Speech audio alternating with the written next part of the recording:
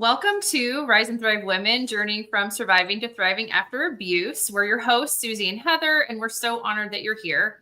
If you've experienced the heartache of toxic relationships, you know the feeling of being lost, broken, and unsure of where to turn next. And this podcast is for you.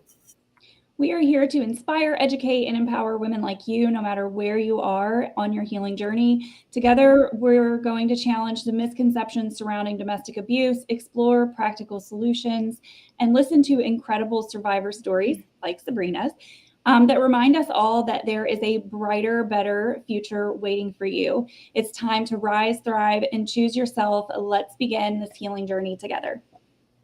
Yay, and welcome, Sabrina. We're so glad you're here. Thanks for joining us today. Thank you for having me. Yeah, well, I first just wanted to give a brief introduction about you, and then we'll hand it over to you to kind of talk about your backstory a little bit and give people a feel for your journey. So welcome again, and a little bit about Sabrina. So from a struggling single mom to escaping a 13-year abusive relationship, Sabrina's tenacity and optimistic spirit has inspired women worldwide and helped endless amounts of people break through and discover their own untapped talents and immense potential. Now, creator and CEO of Her Nation Global and host of her talk show, Sabrina is dedicated to giving people the tools they need to rise and human better. So, again, we're so happy that you're here. Thank you. You have such a powerful story. And I'm sure Susie's already said this, but I really am honored that you're here. So for those of you who don't know Sabrina, I am part of her networking group called Her Nation. I think it has recently gone global. And that's not what we're here to talk about.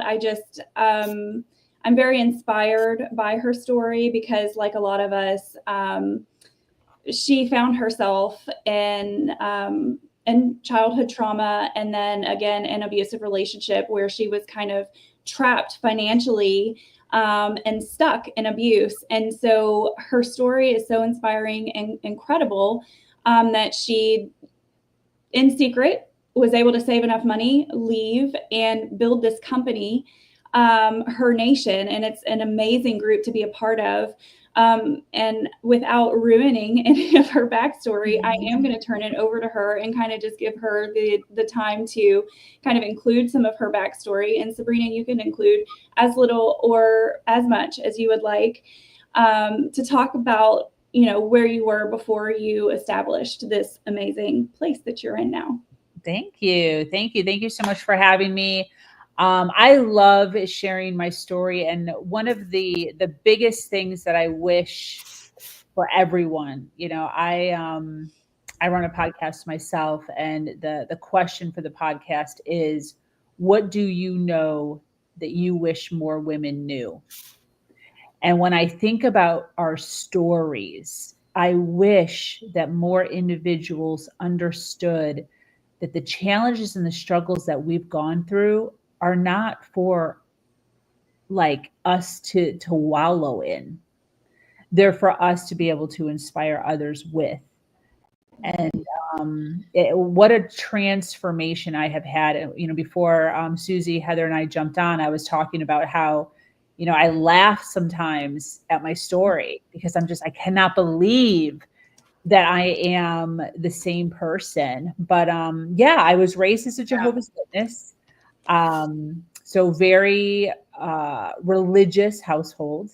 And everything was pretty good until I turned like 15, 16, and I just became boy crazy, as I feel like most girls do. But within that particular religion, it's really frowned upon, as far as dating and kissing and holding hands and all the stuff. So kind of just right at that age, all hell kind of just broke loose on multiple levels. Long story short, I ended up getting pregnant at the age of 20, and I wasn't married. And that is considered a very, very dark sin within that religion. And I was actually cast out, just thrown to the curb. I lost communication with my entire immediate family and everyone I had ever known. You know, with the Jehovah's Witnesses, only hang out with Jehovah's Witnesses. They don't hang out with anybody else. Wow. So everyone I had ever known my whole life was a Jehovah's Witness. You're not allowed to hang out with school friends. You're not allowed to hang out with work friends. You're not allowed to hang out with anybody who's not a JW. So, yeah, overnight, within 72 hours, boom, I just lost everything. Yeah. So fast forward, wound up giving birth, and son's father exited the situation, and I'm here, single mom, broke, like like negative $137 in my bank account on any given month, broke. Car getting repoed out of the parking lot several times, eviction notices on my apartment door every other month, crying in the bathroom, having panic attacks. I didn't know they were panic attacks. Dealing with postpartum, wanting to murder my baby, low key, right? Postpartum. And just bitter, jaded, hating everything, hating myself, hating my situation. And I wind up falling into a relationship with a man who showed up like a knight on a white horse. And he started giving me gifts, girls. He started giving me gifts. The gift of, you know, come live with me. All you have to do is take care of the house. You don't have to pay rent. You can't even afford rent anyways. Come on. And I'm like, really? Really? I move in, taking care of the house. A couple months later, he's like, hey, quit your job.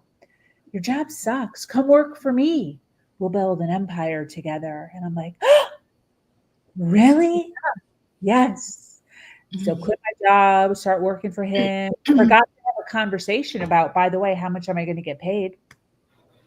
So was so codependent, was so like not down with confrontation that I literally didn't get paid for like 6 weeks. I was living on pure, just like credit card. My credit cards were like, I had like a 400 credit score because I'm just like living off credit cards. Can't pay my credit card. Because I'm still daycare, car, insurance, gas, phone. I still have all my bills, right? He's paying me no money. I moved in with no money, right? So like I'm beyond dead broke. Finally, it gets to the point where like I have all bills and I have no money, no credit cards, and I'm past due. So I finally just like, right, like rubber hits the road, something's got to be done. So I say something and he's like, oh yeah. How about $200 a week? Wow. And I'm working 14 hours for this man, building an empire with him. Yeah. And so he's like, you don't have to pay for rent. Remember, you don't have to pay for utilities, you know, $800 a month should cover. Right. And I'm just so desperate. Right. I'm just so desperate for like fucking anything. For anything. Right. Yeah, Sure. no problem. Absolutely. So took the deal, still broke, still broke. It did nothing for me. Yeah. Fast forward, can't pay my phone bill. He's like, oh, don't worry about it. Instead of paying me more money, he's like, just get rid of your phone, put it under me. Right. Little well on, can't pay my car note. Oh, get rid of the car. You know, we'll buy you a car. So like you ladies know, but you look around one day, 6, 8 months, 9 months in, I own nothing. I have nothing. And he controls all of my money. Yeah. And your labor, in your case, your labor. Yeah. Right. Yeah. I can't remember. Did you get married to him ever? No. Okay. Married, yeah. Okay. Yeah. Okay. Okay. So yeah, I mean, it's a story I've heard, unfortunately, many times. It's just such, you know, the financial abuse is such a huge barrier to women leaving. It can be what feels like such a massive uphill battle. Yeah. I would even say, I'm sorry. What's that? Sorry. I think there's a little delay, but I was going to say, there are also women in this situation where they are given an allowance, right? And then they have to explain all of the spending of the allowance. Yeah. So that even if they do want to save to try to escape, they still have to account for the dollars spent. Absolutely. Yeah. I used to call it my chore money. And Mhm. for me, the receipts weren't to prove the money. For me, the receipts were to prove where I was. Yeah. So I had to keep the receipts, and it wasn't even the date, it was the time. That's how meticulous it was. Wow. Whew. Yeah. Wow.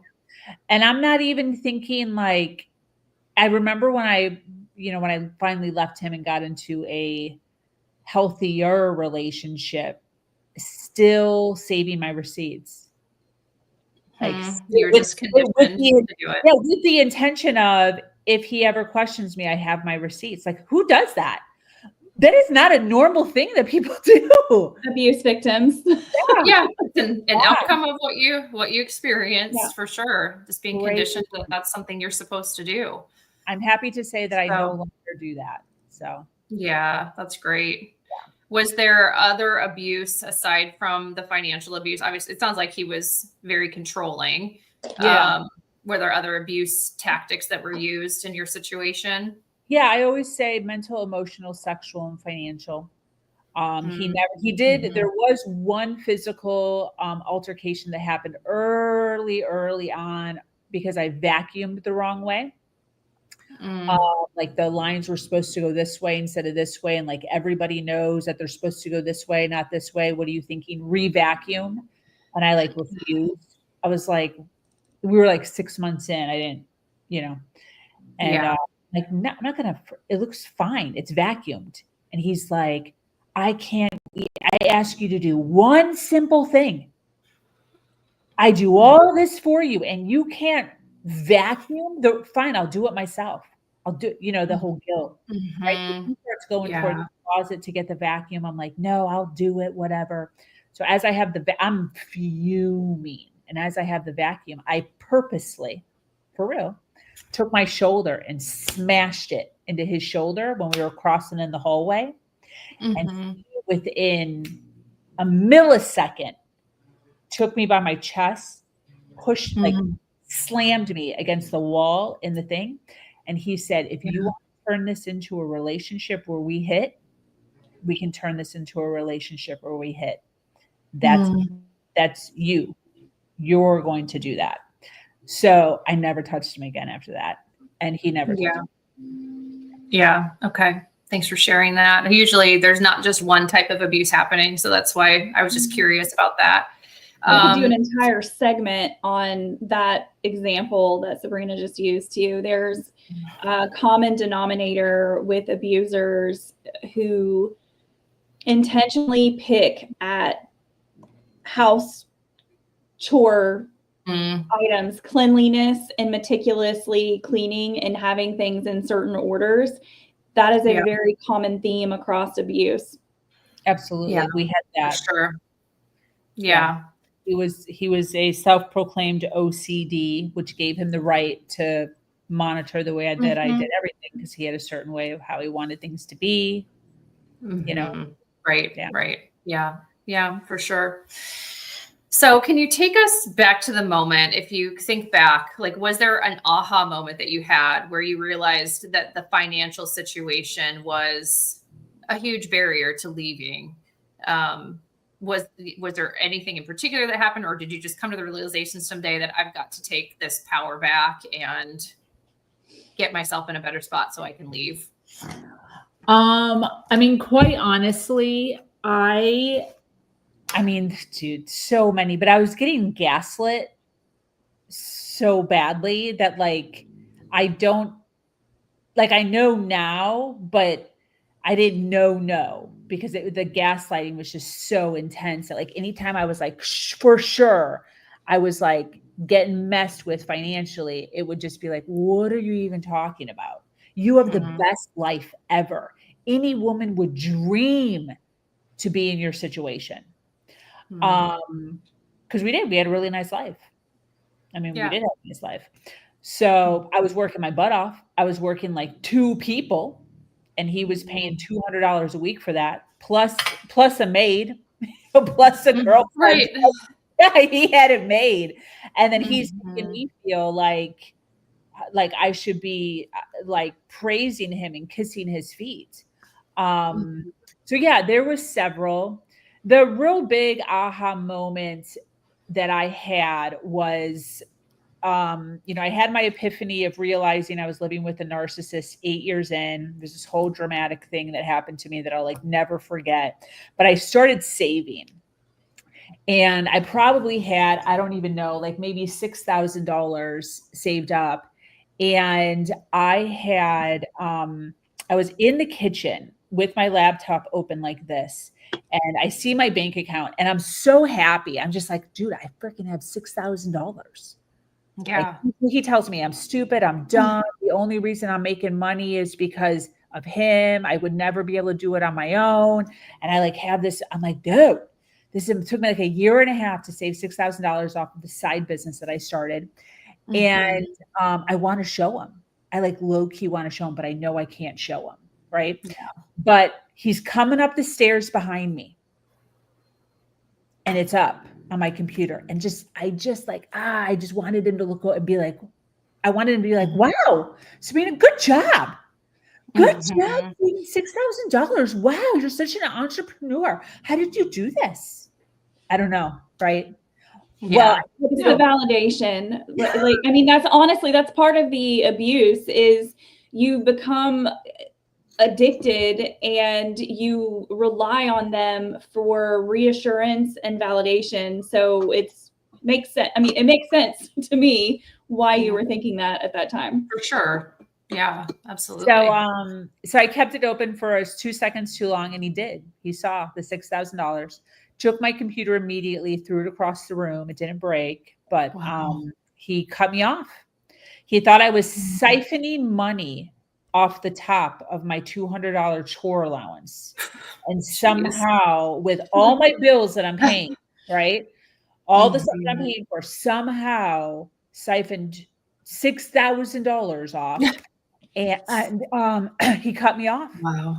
He cut me off for 6 months, 0 pay, still working the same 14 to 16-hour days, going all over the place. And he waited until he thought that $6,000 was gone, which it did, right? I did have to use it to pay my bills, but also I now have a side business. So yeah. I'm losing money, right? But I'm making money. I just had to but that day was the day, because he said, you're unloyal, you're ungrateful, you should be paying bills. There's no way you should have savings. How dare you have money? Why are you not contributing to the household if you have money? So even though I was, all the groceries, all the towels, like that's all coming out of my money.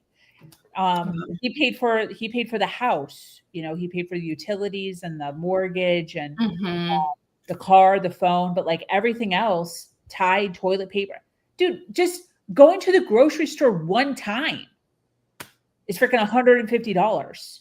Yeah. And then I put gas in my car. There's my money. Yeah. Right. There it goes. Yeah. I'm paying for daycare still. I'm paying for all my insurance still. You know what I mean? So anyways, that day was a huge epiphany for me. Now, obviously I had already known that because I was already saving. I was already planning on leaving. It was this whole thing. But that day, because you go back and forth. For those that are listening, they're in, you keep going back and forth on like, I'm being abused. Well, maybe I'm not being abused. I'm being abused. Absolutely. Well, maybe I'm not being abused. It's like this weird thing. That day, I was like, this man is keeping me poor on purpose. Yeah. Wow. I mean, I could picture it in my mind as you were going through that. I'm just curious that when you first mentioned you had saved $6,000, I was going to ask how did you save that? Because I'm figuring the $200 a month probably didn't lead to that savings. So you mentioned you started a side business. I'm just curious, what was that first business you started to set yourself up to leave? Yeah. So that $200, I had nothing extra. Every month at the end of the month, I had negative money still. I still had a 500 credit score. It was absolutely awful. I'm still fumbling through my credit cards. I'm still not paying everything off. I mean, it was just total wreck financially for myself. Anyways, I'll tell you what I first did. First thing I did when I was like, F this, I'm out of here. I did a Google search. My Google search was how to make money as a stay-at-home mom. Now, I wasn't a stay-at-home mom. I worked my ass off. I went to an office every single day, about 6 in the morning till about, 9 o'clock, 10 o'clock at night. And but I needed it to be a secret. I needed it to be something small, little, kind of like insignificant. Fly under the radar. Yeah. Like what a mom would need. So for those of you looking, there's probably so much more now than there was back then. That's the first thing I want to say. If you just Google up jobs for stay-at-home moms, jobs to make an extra $1,000 a month or a week, I bet you thousands of things, because now we have the whole internet. It's just like insane. Back then, there was quite a bit. First thing, I needed it to be like totally under the radar. No one could know. So I couldn't buy anything extra. I couldn't do anything extra. I couldn't like set up anything in my house. It had to be incognito. So one of the easiest things, first thing I did was eBay. I started taking pictures of my son's books, his kids' books. That's the first thing I did. So I opened up a little account. It was called Sales Fly, right? Manifesting sales. And I started taking pictures. I had a goal. I always recommend you to have a goal. Have a goal of what you're going to do every single day. That's Her Nation coming out. Yeah. Get money. So my goal in the very beginning was just 5 books. I had to take 5 pictures, 5 books every single day, front, back, and a couple pages in between. That's all I had to do. And then just during the day, right? Because I could just do this when he's watching TV. I could just do this very randomly. I started posting. Now, this is the story that I tell. I maybe had, 20 books up. I sold a book. Dude, I have never been, because remember, I have no money at this point. We kind of like backtrack here. I had 0 money. I sold a book. The first book I ever sold was How to Give a Mouse a Cookie. Do you remember that book? Yeah. Dude, I sold it for like $2.45. I, to this day, have never, ever reached that sense of euphoria for a sale to this day. I'm sure. It was your dose of freedom. Dude, and exactly what it was. I thought to myself, when I got that $2.75, I'm like, I can mother effing do this. I can do this. Okay, but this is why I tell the story. Because so often individuals hear stories like mine. They're like, oh, she just got out. She just escaped one day. Okay, so I sold this book for $2.75 or 45 cents. I take the book, put it in a little wrapper. I went to Amazon. I got little packages, right? And I take it to the post office. Guess how much it was to send the book? $5. Gosh. Yeah. Yeah. So I went from complete euphoria of like, I'm going to do this, to literally, for real, crying in my car. Crying in my car. I'm now more broke. I'm now more broke than I was before. But this is the learning, ladies and gentlemen listening. This is the learning. Yes, super sucky. And this is what we opened up with. What did that teach me? See, so many times we like go through struggles and challenges and we're like, woe is me, everything sucks, I can't catch a break. And that would have been my story, right? It's still the same story, right? eBay also, right? Messed me up, effed me up, nothing goes my way, everything. I could have stayed in that same story, right? But I'm working on myself. I'm going through my healing journey. I'm listening to podcasts, listening to Tony Brown, Les Brown, Joel Osteen. I'm doing all the things that I'm supposed to do. I'm in a personal development journey at this point in my life. And I'm like, you know what? What am I learning? So what did I do? I Google searched shipping for eBay, how not to lose money. Mm-hmm. I changed all the shipping prices across all of my books, just started making money. $3, $4, $5, $2, $6. And just before I know it, I have 20 bucks. I have 50 bucks. I have 80 bucks. I have $100. And it just Mm-hmm. keeps growing, right? Then I'm selling little Lego kits. Then I'm just stuff that he's not playing with. You know what I mean? Selling little chewy toys or what, well, probably not chewy toys, but you know what I mean? Little clothes that don't fit him anymore. And it just kept expanding. Then I start selling my own jewelry. Then I start selling, clothes that don't fit me. And before I know it, a couple hundred turns into a couple thousand. That's amazing. Yeah. Very amazing. I think I hear like an underlying theme there of just resourcefulness, and not backing down and having that vision. And I think, people in this situation really do need to be resourceful, but they can be, and they can figure out solutions. Yeah, So, absolutely. really. And then I also became a freelancer on Fiverr. So Upwork, Fiverr are great places to be right now, because all you need is really your computer. And started doing little odds and end jobs there, freelance. And then I also was really into health and fitness. I was certified as a yoga instructor and a spin instructor. And so I started doing little odds and ends with health and wellness. So selling little recipe books for smoothies, selling little workout regimes for 20 bucks here, 25 bucks there. So I had 3 little gigs going on the side. I literally never slept. Leveraging your skills, sounds like. Yeah, absolutely. Sabrina's super resourceful. Yeah. She doesn't sleep. I hope you sleep now, Sabrina. Yeah. I just got a text from a friend of mine, Emily Tassoni. Her and I are hosting a retreat, a women's business retreat in May.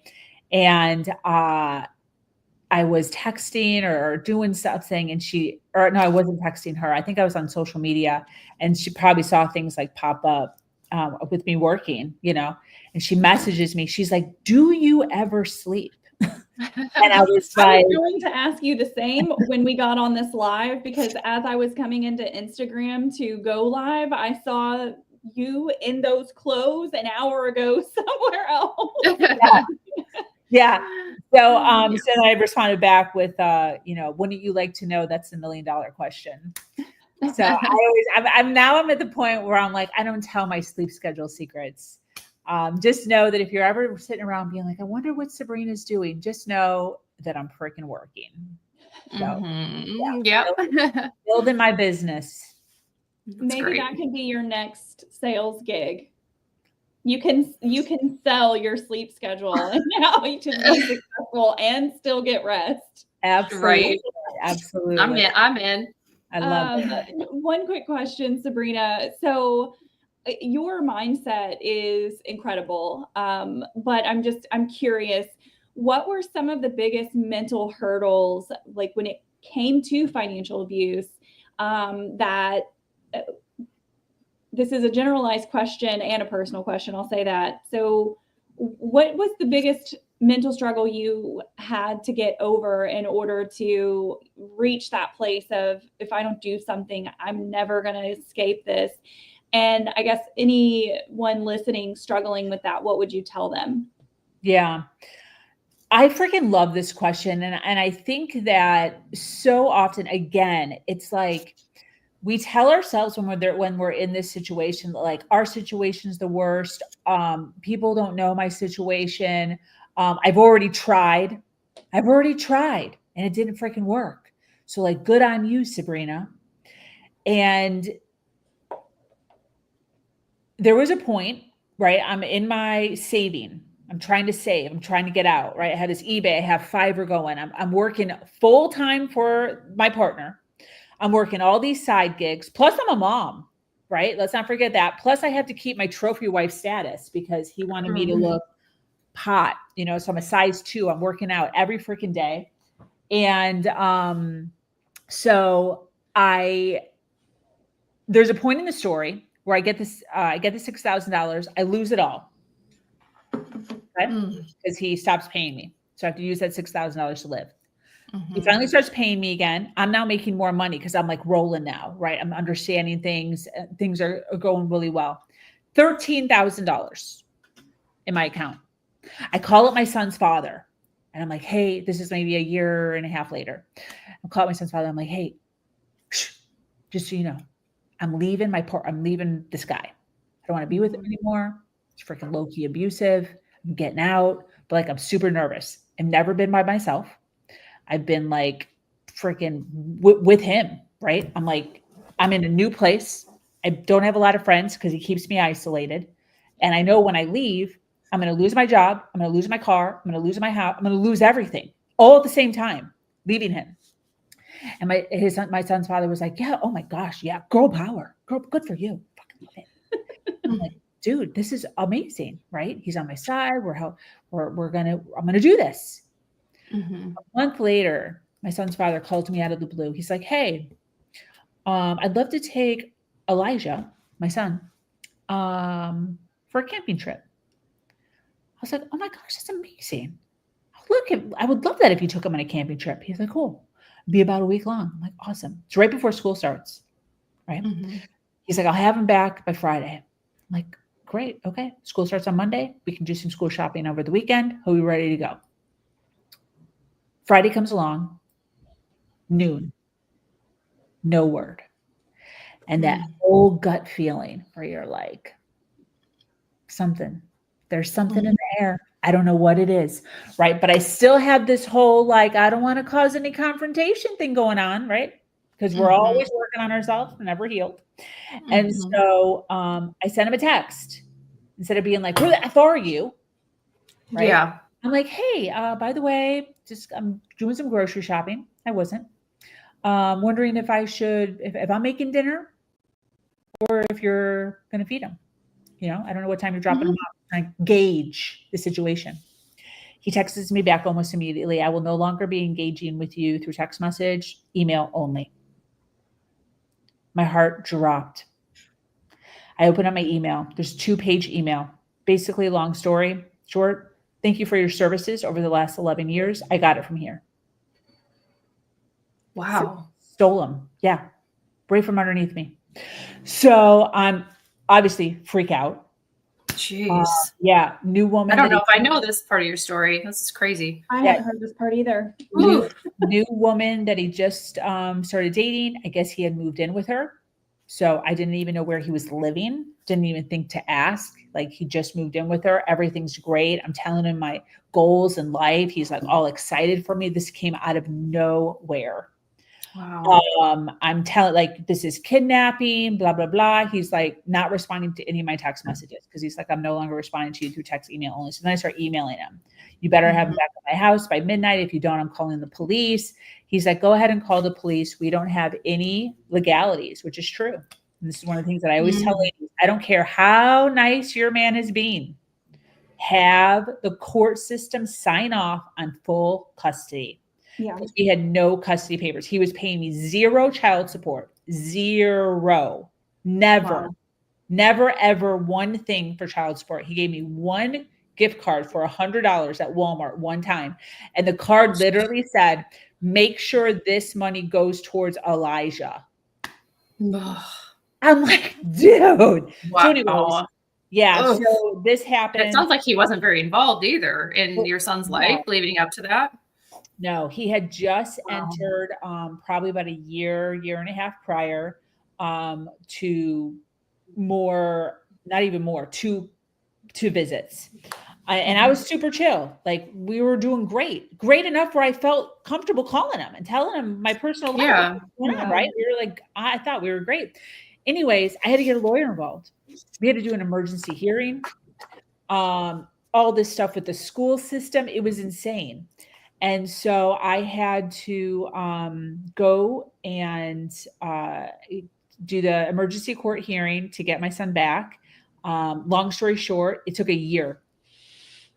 Wow. $18,000. That's what I was saying. It's probably drained all your resources. That's what I was going to say. While all of this is happening, you're still stuck in abuse. Yeah. And the money that I was going to use to get out, which is what I called him about, is now going towards a lawyer.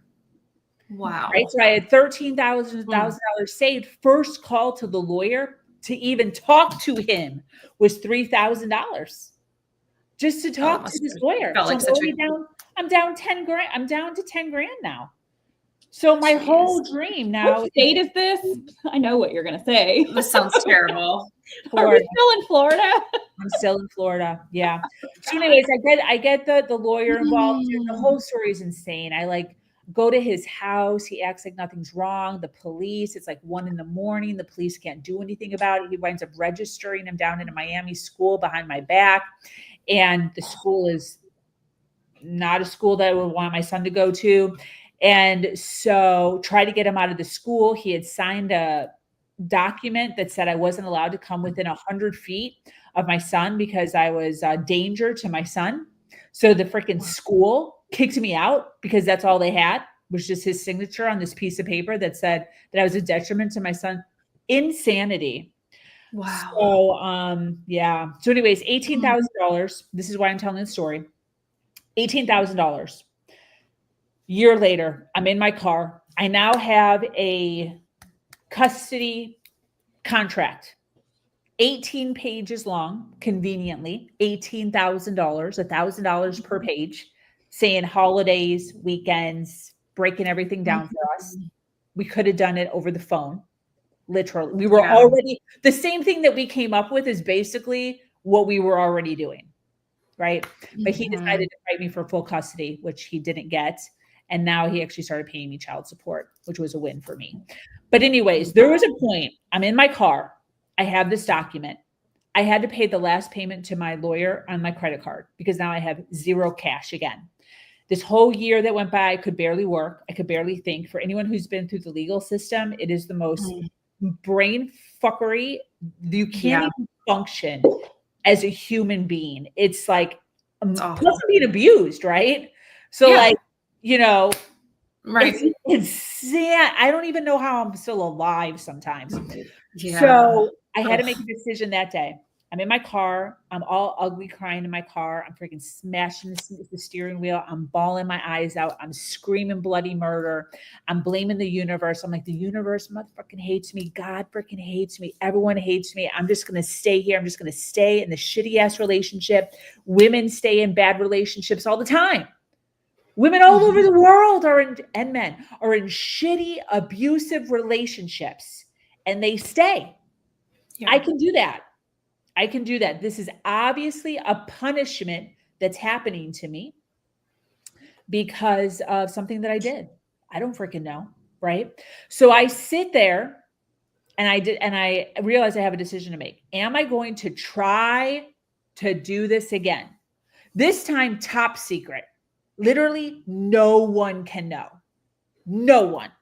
I'm telling not one single soul that I am doing this. Or I just give up and I stay. And that day, in my car, bawling my eyes out, I said to myself, I will continue to try to escape this relationship until. And that key word has stayed with me until this day because that key word is the word that people forget. They do this whole thing where they're like, I tried. I kept trying. It didn't work. And then I tried and then it didn't work. And what they're missing is that, yes, try, but you keep trying until the thing of which you're desiring happens. If it never happens, then you didn't try long enough or you didn't want it bad enough. That's like period, end of story, right? So I knew that there was hope at the end of the tunnel if I just kept trying. And the last thing that I wanted, and I'll never forget that I said this to myself, is I thought this was the deciding factor. When I'm 70 years old, living with this maniac man, am I going to have regrets for not trying to leave? Absolutely yes. And I promised myself that day that I do not want to live a life where there are regrets. I have to do whatever it takes until. And here we are today. Wow. Holy moly. That was powerful. Yeah. Such great advice. Thank you. Thanks for sharing all that. So I'm curious, what would you say to the woman watching this who has no financial resources and feels that sense of stuck? What would you tell her to do as a very first step from your experience? Like, what would be that very first thing to do to get out of that situation? So, first of all, the story that I just told was to really help individuals recognize that, like, it's not a straight line. So, like, just because I decided to step out of that relationship, it wasn't like, oh yeah, and then she just left. It was really, really difficult. There was, and that's just two stories out of the thousands of things that I went through to get to where I am today. First of all, what would I say to a woman? I would remind her that whatever you think is right. So, like, if you think, like Susie just said, that there is absolutely no way my man keeps too much eyes on me. He's checking my receipts. He's checking my bank account. There's no, I am tied to the house, even, right? Yeah. All the things. If your man is working and you are not bolted down to the ground in the house, there are loopholes. When you go to get gas, when you go to the grocery store, when he gives you money for this or money for that, there is 100% ways around all of the things to be able to get what you need. So, one of the things that my ex would do is if I needed something, like if I wanted to, I don't even know, like massages at one point. At one point I had like a total just mental breakdown. I'm like, I need to start getting massages because I can't function. Like I'm just so stressed. You stress me out so bad. And instead of him being like, okay, let me give you some extra money for that, in your check, right? In your check, signed up for a monthly through his bank account, right? So I would get massages. It looked like I was getting spoiled to death with some of the stuff, but I had no means to be able to collect that money to save it. Like if it was me, I would have canceled the subscription and just kept the money, right? Right. But that's not how he set it up. So he conveniently had it set up so that I couldn't. So I just say everyone's circumstance is different. Where are the loopholes? And instead of saying I can't, ask yourself, how can I? How can I? Because the moment that you pose that question to your head of how can I do this, that gives your brain permission to be able to think of a solution to the problem. But as long as you continue to stay in the I can't, that puts up a wall immediately in your brain. And your brain says, you're right. I don't have to think about that because we can't do it. So that was one of the things I did is anytime I came to a wall of like, this is it, I can't. It was like, but what if I could? But what would it look like if I could? How could I? And when you allow yourself to think in the creativity of that, you'd be surprised what you come up with. Yeah, that's so good. I love that. I also just want to point out, if you are in a relationship and you keep going through that cycle of how can I, it's important to hear the message that Sabrina just shared, which is, keep trying until, but it's also important to hear the part where it's okay to get tired and it's okay to doubt sometimes. It's part of the process, but it doesn't mean that you stay there. For sure.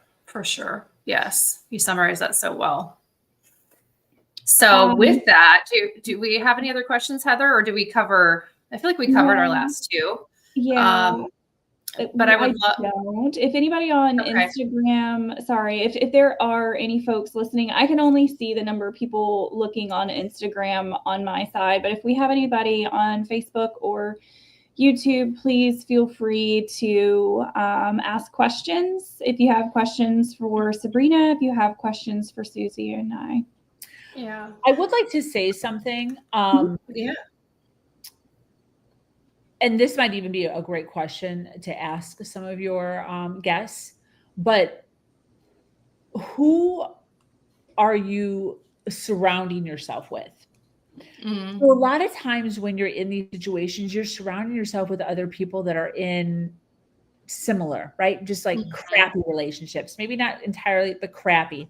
So who are you listening to? One of the very first things that I changed is podcasting, What you're, stories, audiobooks. And I always had it in my ears. And he thought I was just listening to music. I'd be working out with it. I'd be on the computer with it, whatever. And he just thought I was listening to freaking Janet Jackson. And so Sometimes. never. I You're never just, yeah. only for real, Heather, for me. Yeah. So listen, to those of you listening live, for those of you listening on the replay, first of all, if you're here, you have two amazing individuals, Heather and Susie here. Both do one-on-one coaching. They're opening up an entire program to be able to help you on whatever level you're at, right? Also, who are you following? Who are you listening to? Making sure that you're consistently listening to content like this, right? Subscribe and really hone in on, every day I educated myself on narcissism for probably the first year because I was so programmed to believe that my situation was normal. He had me so convinced that what I was going through was normal. And so when you're hearing stories like me, right? When you're hearing stories like Heather or like Susie, and you're hearing the commentary, it reminds you, oh, yes, I am. Oh, yes, I am. Oh, yes, I am. I need to get out. I need to escape. I need to figure out a way. I need to. But what happens is we're getting distracted. We're getting, by life. So making sure that you have some sort of mentor, some sort of coach, some sort of person in your ear that's consistently reminding you of your worth, consistently reminding you that you deserve better, that you deserve more, that you could, that you should. And I think one of the really amazing things about the two ladies here, the two hosts here, Susie and Heather, is that neither one of these ladies are ever telling you to leave. They're never telling you you have to leave. Yeah. But what they're doing is they're giving you options. They're allowing you to think, what if? What would it look like? What if you could? What do you want? Asking them questions that you might not be asking for yourself is what they're asking. So sometimes even just forcing yourself to be in a room with coaches, with mentors, with individuals that are not going to tell you you have to leave your husband or your partner. Because a lot of times that's where that fear comes from.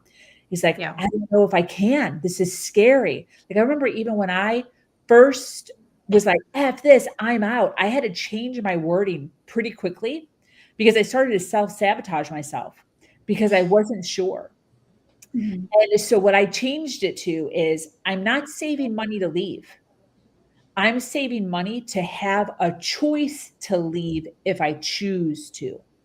And just that change of you can stay or you can go changed everything for me. So at that point, that money wasn't like, oh my gosh, I'm going to leave my entire life. That money was, if you want to leave, you can leave. And to me, that just felt so good. It felt safe. It didn't feel rushed. It didn't feel aggressive. It didn't feel like a unknown journey of unknowingness, right? Because I knew that I could stay if I wanted to. So I was saving my money for choice. And when you get in a room with ladies like this, with groups like this, It really helps you reframe some of the thinking that maybe isn't working for you, which might be why you're staying longer than you need to be staying. Mm-hmm. Yeah. That's such great advice. I love the reframe around that because it is scary and intimidating when you're thinking about leaving. So I love that, just creating choices and options for yourself. And I'm going to say, Susie, I got that reframing from a podcast, a woman that I would follow on a podcast, right? So Wow. to the point, right? Now they just got it from me on your podcast.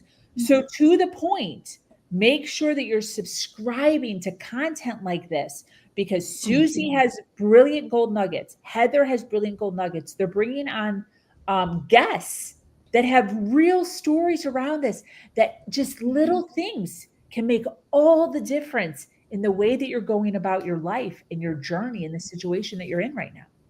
Absolutely. Yes. Thank you. Sabrina, thank you. Yeah. Well, can we close out by can you talk just for a few minutes about what you're doing now, how guests can find you if they're interested in your world and your businesses?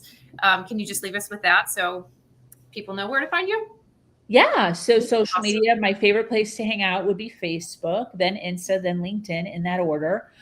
Sabrina Victoria is my name, as on screen. Just look for the big brown curly hair. My main website is sabrinavictoria.com. And then as far as my community, what I'm building, I work with women business owners. So I'm very passionate. Financial abuse is majority of my, 10, 12 years. And if you take that, pull that forward and back a little bit, because even on my own, tons and tons of lack around money.